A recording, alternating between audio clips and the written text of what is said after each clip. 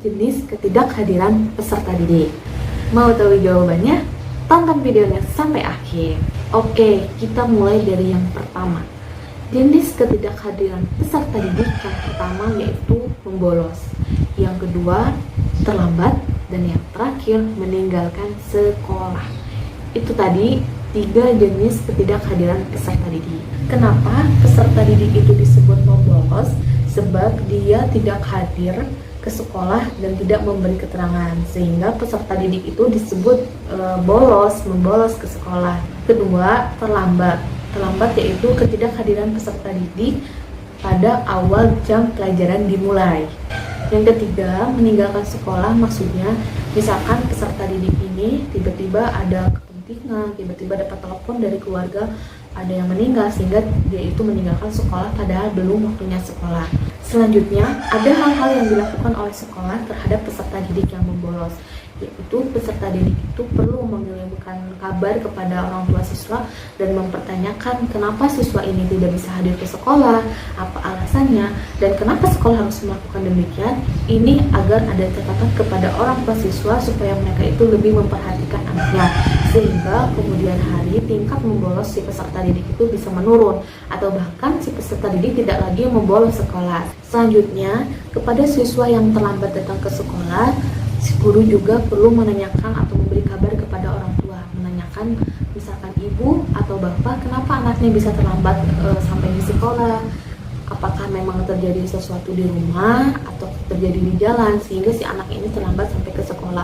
Dan guru dan siswa juga harus melakukan kontrak belajar, yaitu misalkan batas keterlambatan 5 menit, lebih dari 5 menit siswa dapat sanksi atau siswa dapat hukuman, seperti itu. Dan biasanya ini terjadi di perkuliahan ya, misalkan dosen dengan mahasiswa itu melakukan kontrak belajar, mereka melakukan kontrak misalkan maksimal 15 menit keterlambatan, di luar 15 menit silahkan tutup pintu dari luar, kayak gitu kan. Nah, ini penting dilakukan supaya kalau misalkan peserta didik ini terlambat sekolah karena memang faktor keluarga, atau misalkan pas mau berangkat sepatunya dalam keadaan kotor sehingga harus dicuci terlebih dahulu dan terlambat sampai sekolah. Nah, ini menjadi catatan orang tua supaya lebih memperhatikan anaknya atau mempersiapkan kebutuhan anaknya sekolah di hari sebelumnya gitu.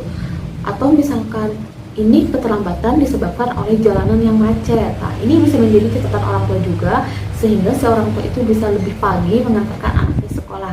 Misalkan masuk sekolah jam 7, karena rumah dari sekolah jaraknya 30 menit dan itu belum sama macet, berarti orang tua tuh harus tahu, oh berarti saya harus mengantarkan anak saya itu jam 6 lebih 15 menit misalnya, sehingga si anak tidak terlambat datang ke sekolah. Dan terakhir, untuk siswa yang meninggalkan sekolah, ini juga perlu ditanya alasannya kenapa sampai meninggalkan sekolah padahal belum waktu pulang gitu. Apabila alasannya rasional, masuk akal, boleh sekolah mengizinkan untuk si siswa itu pulang lebih dulu karena misalkan ada kebutuhan mendesak atau acara mendesak. Apabila angka ketidakhadiran kasus peserta didik ini melonjak tinggi, maka sekolah itu perlu melakukan pengkajian atau observasi terhadap kasus yang terjadi sehingga angka ini bisa menurun kembali. Adapun beberapa pendekatan untuk mengetahui apa saja sih yang menjadi penyebab peserta didik ini tidak hadir sehingga mencarikan solusinya, berikut ada 4 pendekatan yang harus dilakukan sekolah untuk menyelesaikan kasus ini. Kita harus melihat dari kasus per kasus, karena masalah yang dilakukan atau yang dihadapi oleh peserta didik antara satu peserta didik dengan peserta didik yang lainnya itu berbeda, maka perlu dikaji kasus per kasus. Apa saja pendekatannya? Berikut saya sampaikan. Pertama, yang perlu dilakukan perbaikan lingkungan rumah. Usaha-usaha yang dapat dilakukan berkaitan dengan perbaikan lingkungan rumah adalah dalam rangka meningkatkan kehadiran peserta didik di sekolah. Misalkan, contohnya bisa mengantarkan peserta didik ke sekolah dengan tepat waktu, atau memberikan peserta didik pekerjaan tertentu sehingga si peserta didik itu mampu datang ke sekolah untuk mengumpulkan tugas tersebut.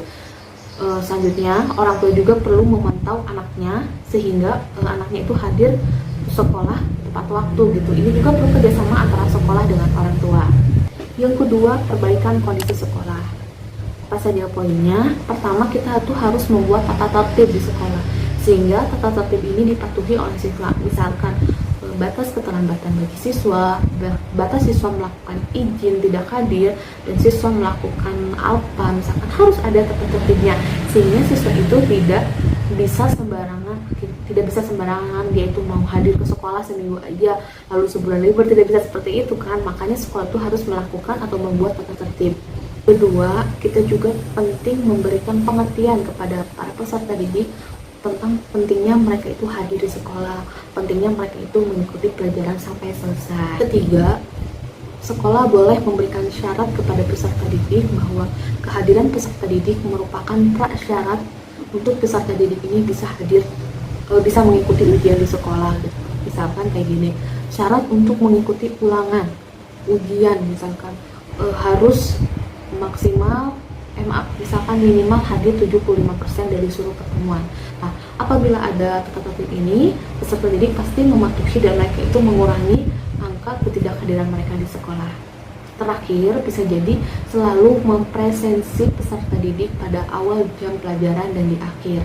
Presensi itu kegiatan mencatat siapa peserta didik yang hadir.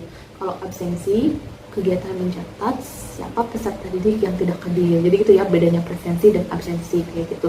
Jadi penting dilakukan presensi ini itu untuk ya supaya peserta didik itu terus terpantau gitu selama kegiatannya di sekolah. Yang ketiga yaitu pendekatan yang dilakukan terhadap perbaikan pribadi peserta didik itu sendiri. Ini sangat penting. Jadi ini tuh posisinya bahwa peserta didik itu peran penting mereka dalam mengikuti sekolah gitu.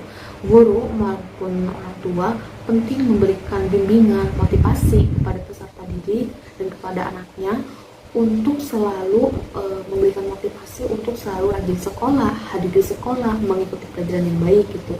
Sehingga apabila terus-terusan dikasih motivasi, nanti peserta didik lama-lama dia itu akan terbiasa melakukan apa yang dimotivasi oleh guru dan orang tua. Makanya peran penting guru dan orang tua itu dalam perbaikan perilaku siswa itu sangat signifikan perannya. Jadi apabila seorang siswa itu yang misalkan tadinya kurang rajin, perlu terus dimotivasi oleh guru, oleh orang tuanya, sehingga dia itu nanti lama-kelamaan akan menjadi siswa yang rajin. Yang keempat merupakan pendekatan perbaikan lingkungan masyarakat. Ini misalnya apabila sekolah ini berada di tengah-tengah masyarakat, penting dilakukan kerjasama antara sekolah dengan masyarakat untuk saling mendukung kegiatan belajar dan mengajar, sehingga antara sekolah dan masyarakat ini terjadi hubungan yang erat. Apabila terjadi hubungan yang erat atau kerjasama yang baik, peserta didik yang sebagai anggota masyarakat itu pasti dia akan mengikuti sekolah dengan baik karena memang ada dukungan dari pihak rumah, pihak masyarakat, sehingga tidak ada alasan untuk dia membolos ke sekolah. Dan ini sebagai tambahannya, masukan untuk para pendidik, para guru atau wali kelas, peserta didik yang hadir di sekolah itu wajib dicatat dalam buku presensi, dan peserta didik yang tidak hadir di sekolah itu dicatat dalam buku presensi. Oke teman-teman, itu saja mungkin yang bisa saya sampaikan hari ini tentang presensi peserta didik. Saya ingin mengucapkan terima kasih kepada teman-teman semua yang sudah mensubscribe channel ini, dan bagi pemirsa penonton yang belum mensubscribe channel ini, saya tunggu subscribe-nya, saya tunggu like-nya, dan saya tunggu share-nya dari teman-teman yang baik hati. Saya ucapkan terima kasih lagi sudah mendukung channel ini. Saya memohon maaf apabila ada kesalahan dari penyampaian materi. Saya berharap materi ini akan memberikan manfaat kepada kita semua, khususnya kepada diri saya pribadi. Wallahul muwaffiq ila aqwamit thoriq. Wassalamualaikum warahmatullahi wabarakatuh.